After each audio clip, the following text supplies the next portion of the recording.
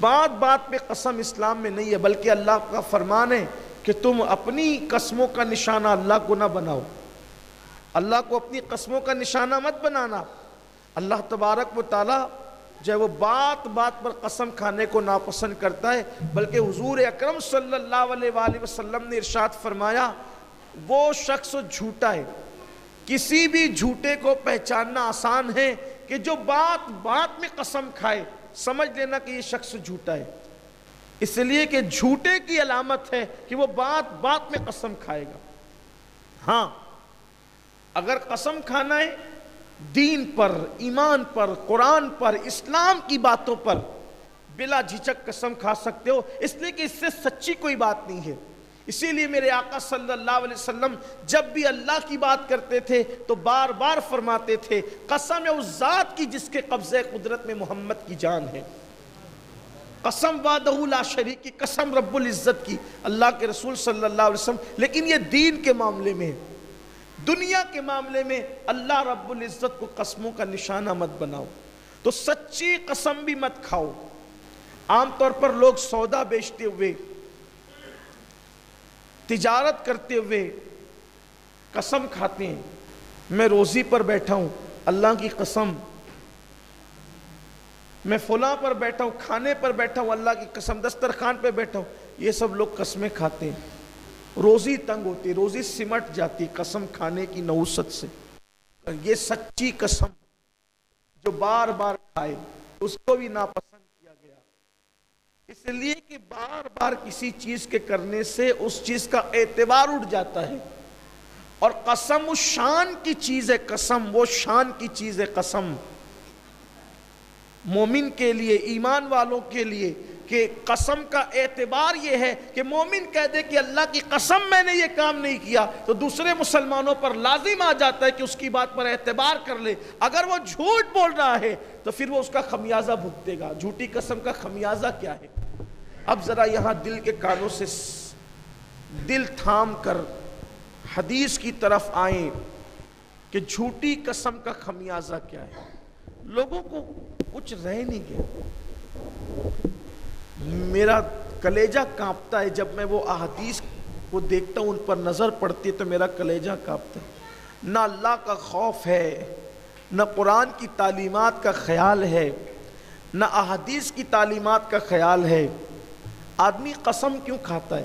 جھوٹی قسمیں بھی مفاد کے لیے، فائدے کے لیے، ہے نا، میرا سودا بک جائے، میری بات پر لوگ اعتبار کر لے، جھوٹ ہونے کے بعد بھی لوگ مجھ پہ اعتبار کر لے۔ ان لوگوں کو ذرا چاہیے، آپ سودا کیوں بیچ رہے ہو جھوٹ بول کر؟ تجارت کیوں کر رہے ہو جھوٹ بول کر؟ پیسہ کیوں کما رہے ہو جھوٹی قسمیں کھا کر؟ یہی نا کہ چند دنوں کے لیے آپ کو آرام مل جائے، آپ کے بال بچوں کو آرام مل جائے، آپ کے گھر میں مال کا فائدہ ہو جائے۔ آؤ، اللہ کے حبیب صلی اللہ علیہ وسلم نے فرمایا اے ابو ہریرہ کبھی جھوٹی قسم مت کھانا، اے ابو ہریرہ کبھی جھوٹی قسم مت کھانا، اس لیے کہ جو شخص بھی اللہ کی جھوٹی قسم کھاتا ہے اللہ اس پہ بھی لعنت کرتا ہے، اور قیامت تک اس کی تمام نسلوں پہ لعنت کر دیتا ہے۔ اس کی ہر نسل پریشان رہے گی ہر دور میں۔ جس نے اللہ کی جھوٹی قسم کھائی ہے اس کی تمام نسل پریشان رہے گی اس ایک جھوٹی قسم کی نحوست سے۔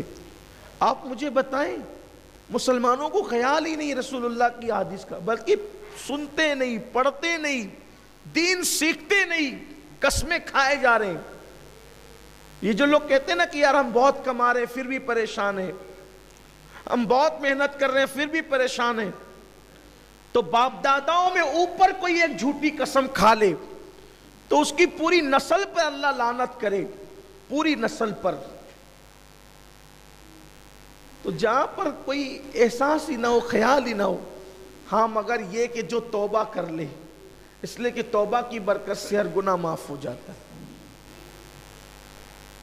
بلکہ جھوٹی قسم کھانے والوں پر اللہ اتنا ناراض ہے کہ ایک دن اللہ نے حضرت موسیٰ علیہ السلام کو مخاطب کر کے فرمایا، حالانکہ نبی ایسا کام نہیں کرتا، لیکن اپنے محبوبوں کو مخاطب کر کے دوسروں کو پیغام دینا مقصود ہوتا ہے، دوسروں کو آگاہ کرنا مقصود ہوتا ہے۔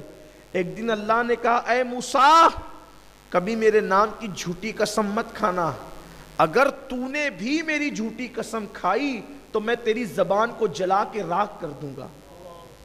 یہ نبی سے تیور ہے، حالانکہ نہ نبی کبھی جھوٹ بولتا ہے، نہ کبھی نبی جھوٹی قسم کھاتا ہے، نبی سے یہ چیزیں محال ہے، ایسا ہوتا نہیں ہے، لیکن محبوب کو مخاطب کر کے دوسروں کو پیغام دینا ہے کہ دیکھو جب انبیاء کے لیے اتنا سخت تیور ہے تو تمہارا انجام کیا ہوگا۔ اس لیے اپنی زندگی میں کبھی جھوٹی قسم، حضرت سیدنا ابو ہریرہ سے فرمایا جھوٹی قسم نہ کھانا۔ پھر اس کے بعد کہا اگر قسم کھاؤ تو پھر اس قسم کو نبھاؤ، اگر قسم کھا لی ہے تو اس قسم کو نبھانا آپ پر واجب ہو گیا ہے۔ جس سے مثال کے طور پہ اللہ نہ کرے آپ کی زبان سے نکل گیا کہ اللہ کی قسم میں یہ کام نہیں کروں گا، تو اس کے بعد پھر وہ قسم آپ کو نبھانی پڑے گی، آپ وہ کام نہیں کر سکتے۔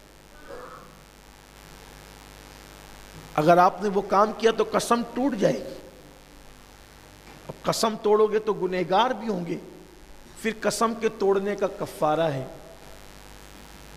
قسم کے توڑنے کا اگر ٹوٹ گئی قسم تو پھر اس کا جرمانہ یہ ہے کہ 10 مسکینوں کو 2 ٹائم کا کھانا پیٹ بھر کھلانا پڑے گا۔ جو 10 غریب ہیں ان کو 2 وقت کا کھانا پیٹ بھر کھلانا ہے۔ یہ نہیں کر سکتے تو ایک لباس، ایک ڈریس جو ہے کسی غریب کو دینا پڑے گا، اور وہ بھی نہیں کر سکتے تو 3 دن مسلسل آپ کو روزہ رکھنا ہے۔ یہ قسم کا کفارہ ہے۔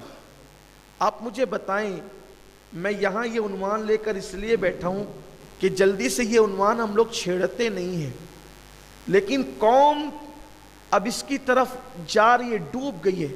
گھر کے چھوٹے چھوٹے جھگڑوں میں لوگ قسم کھاتے ہیں، بلکہ اگر 100 روپے کی چپل نہیں بک رہی ہے نا تو اس کو بیچنے کے لیے لوگ قسم کھاتے ہیں۔ 100 روپے کے لیے چپل تو 100 روپے کی بیچ رہا ہے، اس میں کمانا اس نے کتنا ہے، 10-20 روپیہ کمانا، اس کے لیے بھی وہ قسم کھاتا ہے۔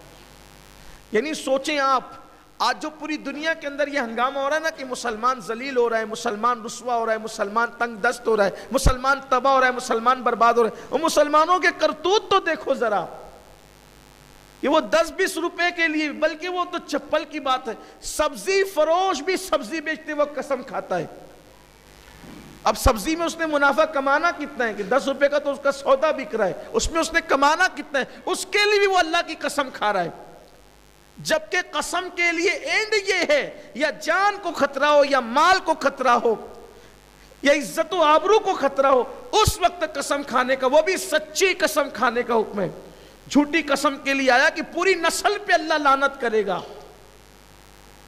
یہ احساس ہی نہیں رہا۔